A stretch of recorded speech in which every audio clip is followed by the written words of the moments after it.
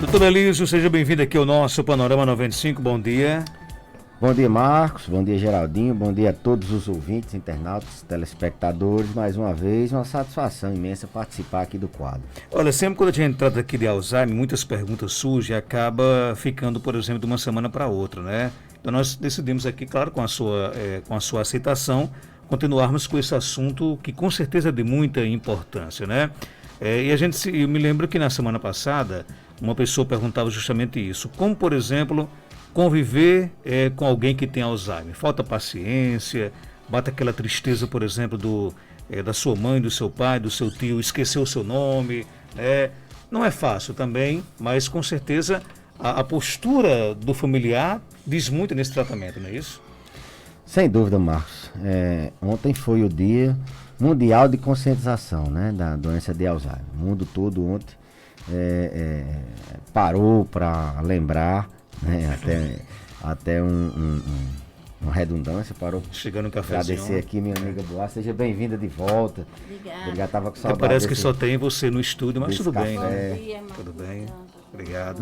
2 pessoas no estúdio, mas só traz café para você, São né? ciúme, besta. São ciúme, besta. Obrigado, Boa. Bom, então, assim, ontem foi o Dia Mundial de Conscientização, o mundo todo parou para a gente lembrar, né, e até meio redundante, lembrar da doença de Alzheimer, que é uma doença que fala do esquecimento. Então, como conviver, né, já a pessoa já diagnosticada, já com uma demência, lembrar que a demência ela tem alguns estágios, né, tem o estágio inicial, o estágio moderado e tem as fases avançadas, né. Cada fase dessa tem uma característica peculiar. Nas fases iniciais, o paciente não tem muito comprometimento na independência dele, ele consegue ainda autogerir a sua própria vida com um grau de dependência para algumas atividades mais refinadas, ele consegue tomar banho, ele consegue se alimentar só, às vezes até consegue com dificuldade tomar os próprios remédios, então ele tem um grau de independência e o cuidador, o que tem que observar ali é mais o risco de alguns acidentes, de deixar o fogão ligado, dele se perder na rua. Quando bem no início a gente dá o diagnóstico, esses sintomas são até sutis. Então a convivência com esse paciente nessa fase inicial ela é um pouco mais tranquila, assim vamos dizer. O cuidador, o familiar, ele vai começar mesmo a ter problemas à medida que a doença progride para os estágios moderado e avançado, que é quando o paciente começa a apresentar um grau maior de dependência, ele começa a não mais conseguir sozinho fazer certas atividades, ele fica dependente, ele começa a ter mais problemas no comportamento, alterações comportamentais, que é típico da demência de Alzheimer. À medida que progride, o paciente evolui com algumas alterações comportamentais, como perder o sono, como ficar agressivo, como tentar fugir, a gente chama de perambulação, tentar fugir toda hora. Ele fica muito mais difícil do cuidador manter a serenidade, porque ele repete muitas vezes a mesma coisa, às vezes ele fica repetindo ações, repetindo até sintomas que na verdade ele não tem aquela doença, mas ficou memorizado, e isso estressa bastante o cuidador. Então alterações comportamentais e progressiva perda de autonomia e de independência nessa fase moderada já começa a piorar a relação do cuidador com o familiar. Então a gente orienta sempre, algumas formas, não tem fórmula pronta, cada paciente ele tem uma memória ali de tempos passados diferente, ele teve um convívio social, ele tem referências psicológicas distintas, cada paciente é individualizado. Mas algumas técnicas, técnicas eu não diria que seria a palavra mais adequada, mas algumas orientações e a questão da psicoeducação do cuidador é fundamental para que ele possa conviver bem. Ele tem que entender bem a doença, tem que saber que ele tem que estar desestressado, ele tem que estar com esse link com o médico e com a equipe que cuida daquele paciente muito, muito estreita, com a relação muito próxima. Então é não confrontar, a gente se pega muito, os pacientes esquecem e a família tenta, não, mas o nome dele não é esse, é esse. O nome, você já disse isso várias vezes. Não é assim. Ele tenta lembrar alguma coisa, responder. Na própria consulta mesmo, às vezes ele tenta repetir, não, responder algum teste. E a família dando dicas, não, hoje não é tal dia, e o aniversário de fulano não é tal dia. Então, esse confronto não é bom, isso deixa o paciente mais agitado, deixa o paciente mais alterado, isso cria transtornos para o próprio paciente. Se um sintoma comportamental é a depressão, ele pode evoluir com depressão, ele começa a ter um risco maior. Então a convivência é uma das formas que a gente orienta. Olha, não confronte, entre na história. Tem que deixar à vontade? Por mais que seja fictícia aquela história, por mais que seja uma alucinação. Mas, por exemplo, eu conheço algumas pessoas que têm Alzheimer que quando elas são contrariadas, elas ficam agressivas. Por isso que não deve contrariar. Entendeu? Por mais que aquilo, vamos dar um exemplo. Ele lembrou de uma história que lá do passado, que eles têm muito esses flashbacks de voltar, histórias que eles viveram há 30, 40 anos, de achar que a mãe está viva, muitas vezes a mãe já morreu, de uma história na roça, ele contar aquilo, e a pessoa repreender. Então, contrariar. Então, se o paciente é contrariado, logicamente, numa história dessa, dá pra gente entrar na história, até perguntar, se envolver. Isso é uma forma até de se relacionar, não sendo uma coisa, não sendo um assunto que esteja fora dos ajustes sociais, porque às vezes eles têm um tom agressivo, desrespeitoso. Isso a gente tem que sair de fininho, fazer de conta que não escutou, e de forma que evite o confronto. Evitar o confronto, Marcos, é uma forma já certa de que esse paciente já não vai ter um fator estressor para ele descompensar. O que acontece, às vezes, na grande maioria das vezes, é o cuidador que não está bem. O cuidador que já está sobrecarregado. Ele já não aguenta mais ele repetir aquele assunto. Já não aguenta mais ele dizer a mesma história. Porque ele não está bem descansado, ele não dormiu bem porque passou a noite toda acordando com... O paciente está descompensado, é só um familiar, é até eu sempre digo, o cuidador que é familiar, que cuida de domingo a domingo, deveria ter uma lei, ele vive no tempo ainda da escravidão. Isso aí é escravidão. É muita sobrecarga numa pessoa. Então, a convivência, ela vai passando por isso, vai passando por percepções individuais do cuidador, de que a hora dele defecar, se passar daquela hora, ele não sabe dizer que está com vontade de defecar. Às vezes ele se agita porque está querendo ir no banheiro, e o cuidador tem essa percepção. Não passa a hora de se alimentar, de se hidratar, dos remédios, ter cuidado na hora do banho. O banho frio agita muito o cuidador, ter a percepção que ele não está bem. Aquele paciente, não, ele era desse jeito, de ontem para cá ele está mais dorminhoco, ou ele tá colocando a mão em algum canto, ele está se coçando. Então esse convívio vai muito da experiência do profissional, não como cuidador, mas de conhecer bem. Logicamente que isso é treinado no dia a dia. Mas, respondendo a sua pergunta, a forma de conviver é você se envolver na doença, entender a doença, procurar se tem muitos cursos de cuidadores aí na internet, tem grupos de convivência, tem muitos grupos de apoio, de pessoas que têm Alzheimer, conversa com outras pessoas que têm outros pacientes em casa, trocar experiências. Lá na universidade mesmo a gente tem um ambulatório só de demência, a maioria são demências de Alzheimer. A gente reúne mensalmente, pelo menos reunia antes da pandemia, mensalmente as pessoas que são cuidadoras de pessoas com demência. Eles trocam, é muito rica a experiência. Minha mãe semana passada não estava querendo tomar banho, o que foi que você fez? O outro, e aí a gente faz uma intervenção. Então, procurar conversar com outras pessoas que têm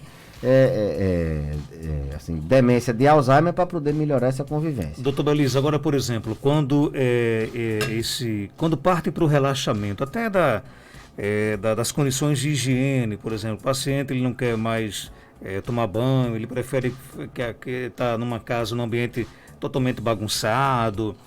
Mesmo assim, a gente tem que evitar esse confronto? Pronto. A perda do autocuidado é uma característica de progressão da doença. é uma característica marcante de que o paciente está evoluindo. Ele não quer mais tomar banho, isso é muito comum, não querem mais tomar banho, eles não querem mais trocar de roupa, ou às vezes eles não querem mais fazer as necessidades no banheiro, eles acham que ali... Então, a perda do autocuidado, ela é uma característica marcante. E aí não, aí a gente tem que ter tudo na vida bom senso. Não, eu vou deixar, não, é certo se eu fazer, ou a senhora fazer xixi aqui, tenta ao máximo levar. Agora o paciente chega uma época que ele perde a continência, ele não sabe mais a hora de evacuar, nem de urinar, e a família quer porque quer que ele avise. Você não avisou, era para ter avisado, e o paciente tem 2 anos que ele não avisa, entendeu? Então, lógico, você vai tentar sempre maximizar essa orientação a questão do banho. Por que será que ele não está tomando banho? Será que existem algumas técnicas de convencimento? É sempre o convencimento. Tem algumas famílias até que dizem, não, mas foi o senhor que pediu para que eu desse o banho agora. E às vezes eles aceitam procurar alguma estratégia, né, de convencer. Lógico que às vezes a gente não vai conseguir. Será que é só naquele dia que ele não está querendo tomar banho? O horário, a água, a temperatura da água. O que será que está incomodando ele tomar banho? Pensa nessas variáveis aí todas, mas existe um limite mesmo de que tem algumas coisas, tem alguns que não querem mais tomar o remédio, né? Então, por isso que o cuidador tem que estar desestressado, o cuidador tem que estar sereno, tranquilo. A gente sempre recomenda, olha, o cuidador tem que cuidar da saúde dele, ele tem que fazer atividade física, ele tem que cuidar da saúde mental dele, dormir bem, se ele estiver estressado, procurar auxílio, né? Então, desse sentido, a gente tem um certo limite para não permitir, não é que não permitir, mas tentar ao máximo manter, eu até diria, o mínimo de dignidade humana, que é a pessoa se alimentar, não ter dor, a pessoa ter uma higiene, então isso é uma dignidade. Abraçar aqui o Dr. Anderson Araújo, Dr. Anderson Sérgio, médico ortopedista, aqui ouvindo aqui o seu quadro, e fez a seguinte pergunta: doutor Eliso, tem um parente idoso que é flamenguista doente. Aí esse ano ele persiste em dizer que o Flamengo ainda é outro patamar. Devo me preocupar ou é melhor não confrontar? Olha, é uma brincadeira. Eu acho que quem está perguntando deve estar com Alzheimer. É Alzheimer? É Alzheimer, porque o atual campeão das Américas, o atual campeão brasileiro, o atual campeão da Recopa, Supercopa, o atual campeão de tudo, a gente não está com a memória boa. E a perda de memória recente é o principal indício de que o paciente tem demência de Alzheimer. Então, mandar um abraço para meu amigo Dr. Anderson. Você devolve a pergunta quando ele participar aqui. Não, deixa, eu vou perguntar alguma coisa aí quando. Viu, seu Geraldinho? Essa turma do Palmeiras está muito animada, mas diz que o Palmeiras também, né, só faz empatar. Vamos falar do outro assunto. Quer mudar o assunto? Abraçar aqui a turma aqui do Grupo Futebol Sesp Poetas. Poetas porque eles fazem muitas trovas, eles não têm título para comemorar e vivem fazendo poesia contra o Flamengo. Vamos aqui continuar aqui com as perguntas. Doutor Anderson, um abraço, hein? Uma senhora com 72 anos já pode ter Alzheimer? Pergunta aqui a nossa ouvinte. 72 anos pode ter Alzheimer? Pronto. Existem alguns fatores de risco, né? Que são modificáveis, ou seja, a gente pode mudar e evitar, preveníveis, e alguns fatores de risco não modificáveis, que a gente não consegue modificar. A idade é um deles. Alzheimer antes de 65 anos é raro. Em torno de 3 a 5% das pessoas têm Alzheimer, podem ter Alzheimer antes de 65 anos. A grande maioria é acima de 65 anos. Então, 72 anos, sim, pode ser. É uma idade esperada.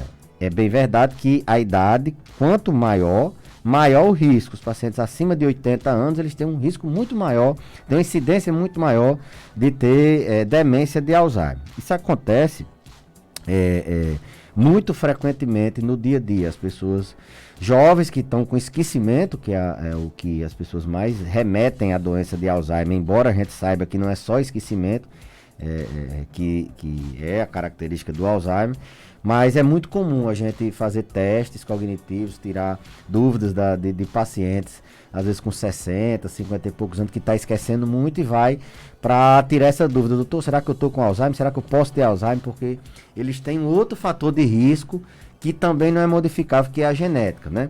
A demência de Alzheimer, ela tem como fator de risco não modificável a idade e a genética. A genética é a herança familiar. Existem alguns genes que as pessoas carregam, né? O ApoE, o precursor da proteína amiloide, alguns genes específicos que dão doença de Alzheimer.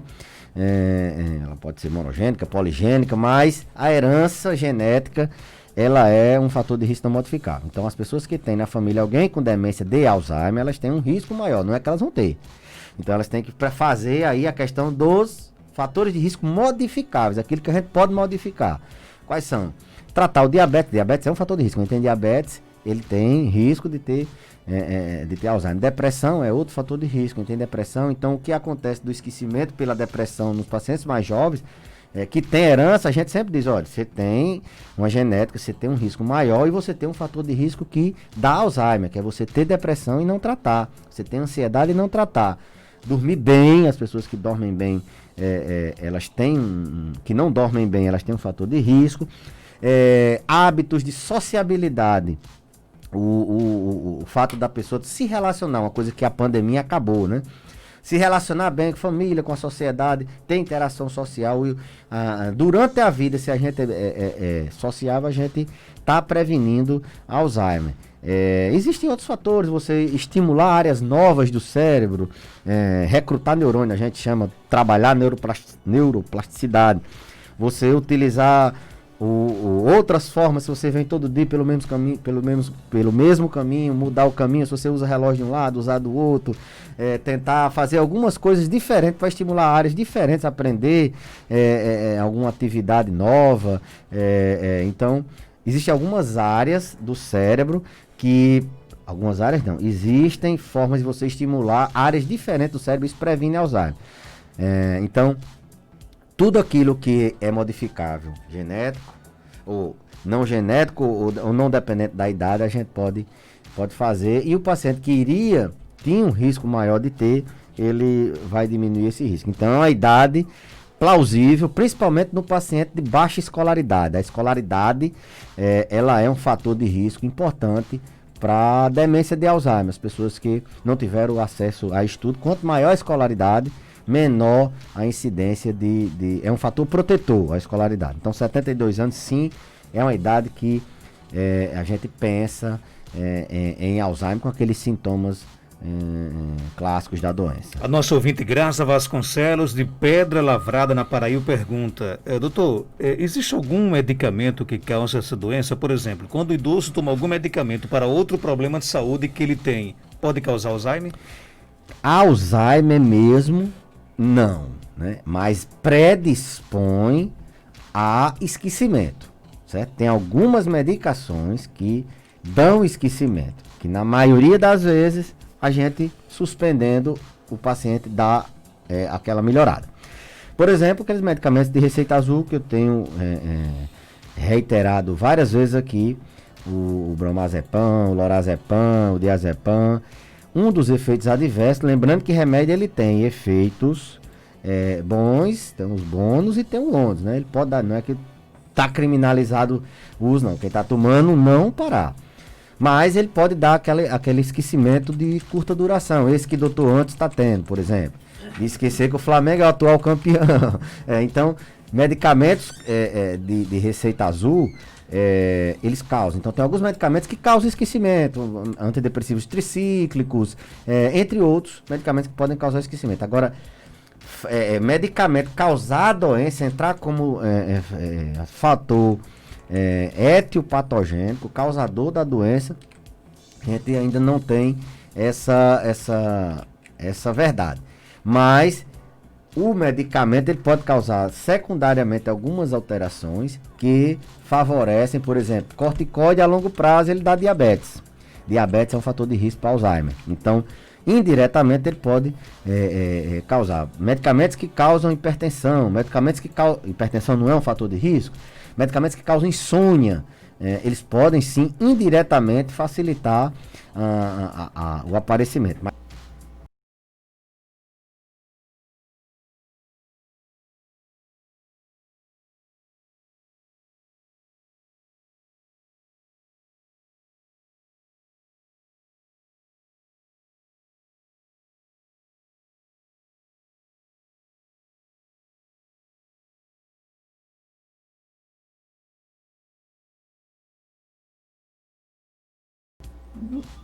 me lembrar que eu não sei, minha cabeça fica dando umas pontadas. Eu acho que a palavra cruzada tem que ser do meu nível que eu fiz. Porque faz 44 anos que eu parei de estudar. O que o senhor acha? Eu devo tentar ou procurar outra? Obrigada a você e a Marcos Dantas. Um abraço, dona Geralda. Inclusive, tem alguma relação da palavra cruzada com Alzheimer, né? É um estimulante cognitivo, aquilo que eu falei de aprender coisas novas, o paciente está estimulando ali novos neurônios, está fazendo proteção, está se prevenindo. É uma forma de prevenção e você está estimulando várias áreas da memória, estimulação cognitiva contínua. O que acontece é que isso é uma queixa frequente. As pessoas ou não prestam atenção, ou não conhece o pai ou a mãe, ou, assim, nesse aspecto de saber o nível de escolaridade, ou mesmo de nível de compreensão da palavra cruzada. É como se você...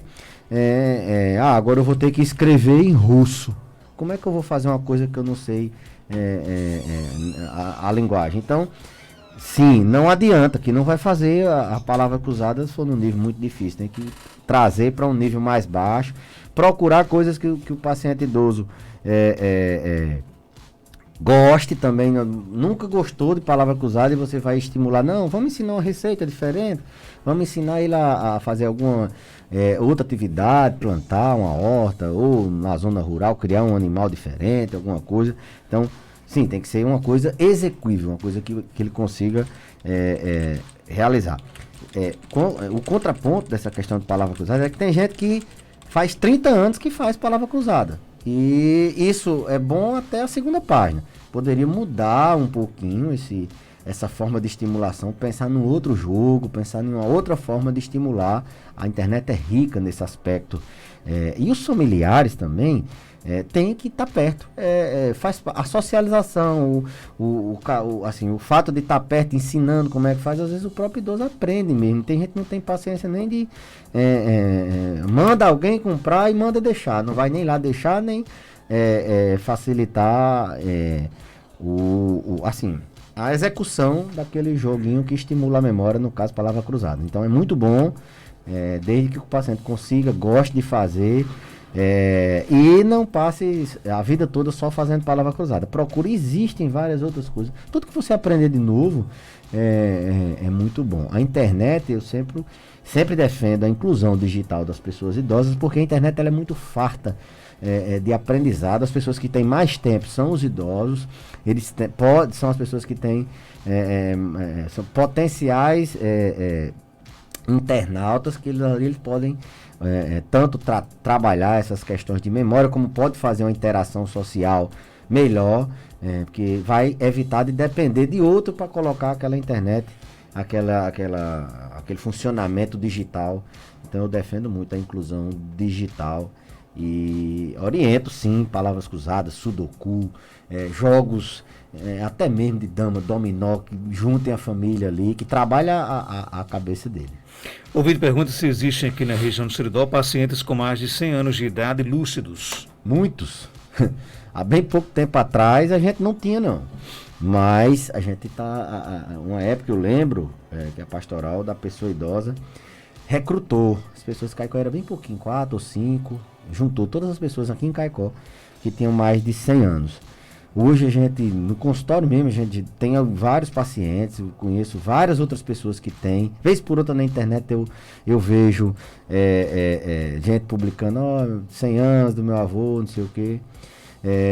A incidência de demência no paciente que tem 100 anos é muito maior do que, assim, mas não é 100% não, né? 50%, 60% deles tem uma demência. E tem aquela questão, quando tem a genética boa, Marco, não tem idade que faça ele, tem sim, muitos pacientes muitos pacientes não, mas tem pacientes sim, com mais de 100 anos, eu inclusive tenho alguns pacientes que são muito lúcidos, independentes, com mais de 100 anos, chega a ser até assustador às vezes.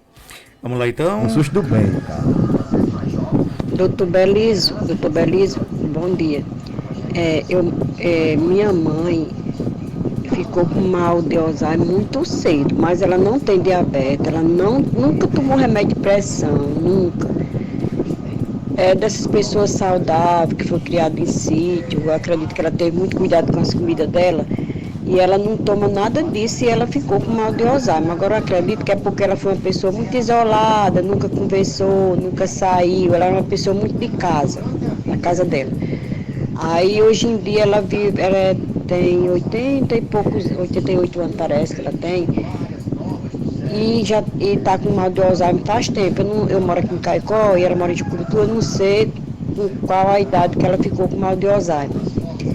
Meu pai está na mesma situação. Meu pai fumou muito, gostava muito de forró, essas coisas.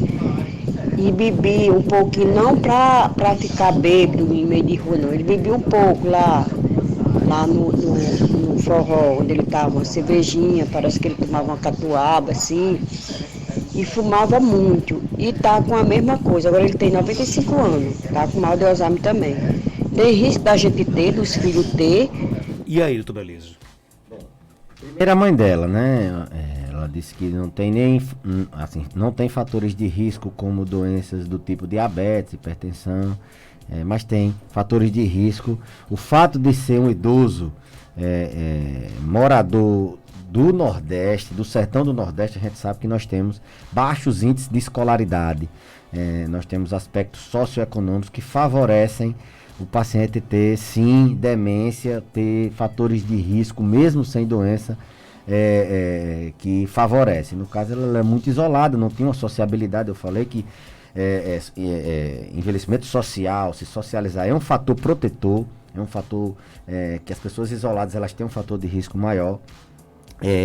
O fato de não ser a escolaridade dela, mas antigamente as pessoas que moravam na zona rural tinham difícil acesso aos estudos, a atividades mentais, assim vamos dizer, por causa de ter que trabalhar cedo, porque não era tão acessibilidade de transporte, essas coisas. Então, teoricamente, ela não falou, mas deve ser uma pessoa com baixa escolaridade, com baixo nível de sociabilidade e pouca estimulação cognitiva durante a vida, né? Embora se alimentando bem, não tendo hipertensão, não tendo diabetes, os outros fatores de risco eles pesam tão quanto essas doenças. Embora essas doenças elas tenham, a gente está falando de Alzheimer. Embora o diabetes ele seja fator de risco para Alzheimer, ele é um fator de risco para diversas outras doenças. Mas falando só de Alzheimer, eles têm praticamente o mesmo peso. Então, isso favoreceu ela provavelmente abrir um Alzheimer em fases mais precoces, né?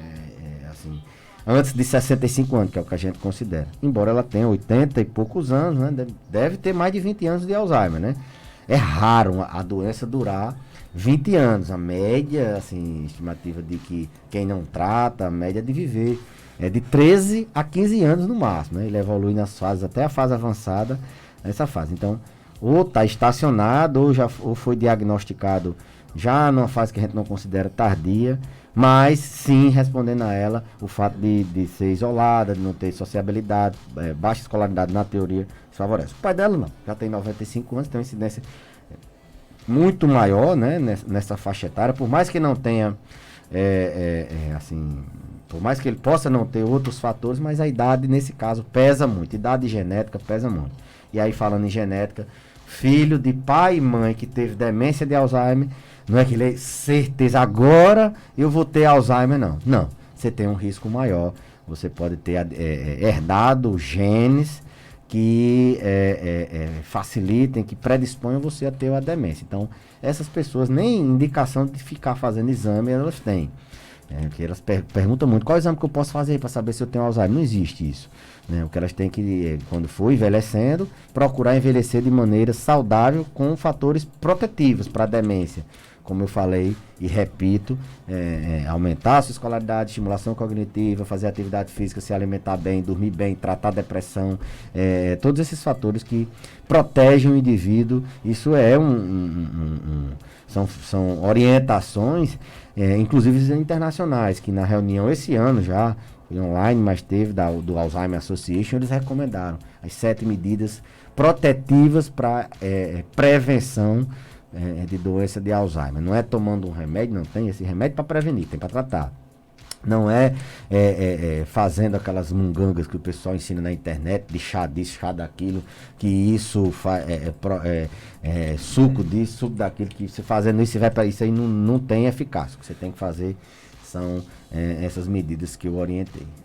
Doutor Belísio, obrigado pela sua participação. Abraço aqui a turma aqui do grupo aqui Futebol CS Poetas, né? Edson Veras, né? Tá aqui já tirando onda. Abdias, turma hoje acordou cedo para secar. Eu sei porque mas quando for próximo a terça-feira, ou quem sabe o próximo ano, porque esse ano a gente já ganhou todos os títulos possíveis, a gente possa fazer um programa com aquele hino que a gente tocou. Você lembra, Magnata? Aquele hino na final da Libertadores. Lembro. Eles estão aí, estão bebendo muito suco, essa turma tá bebendo muito suco. Cuidado que um sucozinho às vezes pode fazer bem, isso é um estimulante, aí, né, Marcos? Entrou agora no grupo um cara que é muito entusiasmado, que é o segundo Lima. Segundo enfermeiro, lá de São José, vascaíno. Aí ó, quando eu vejo ele, vascaíno, Abdias, Botafogo, Edson. Não tem condição deles mangar da gente. Eu digo, vá brigar aí entre vocês. Os São Paulinos também, coitado, faz mais de 10 anos que não ganha título. Doutor Gabriel, ninguém sabe o que ele é, né? Gabriel quando... Ele é Gilete. Gabriel, ele era Botafogo. Ele é pra quem tá ganhando. Agora ele tá do lado do Flamengo. Ele conseguiu vaga, né, na torcida, que a gente tá sem vaga, mas ele conseguiu. Obrigado por sua participação. Ei, Marcos, um abração. Eu agradeço mais uma vez a oportunidade e até a próxima terça, se Deus quiser e Nossa Senhora de Santana permitir. 7h56, doutor Belísio.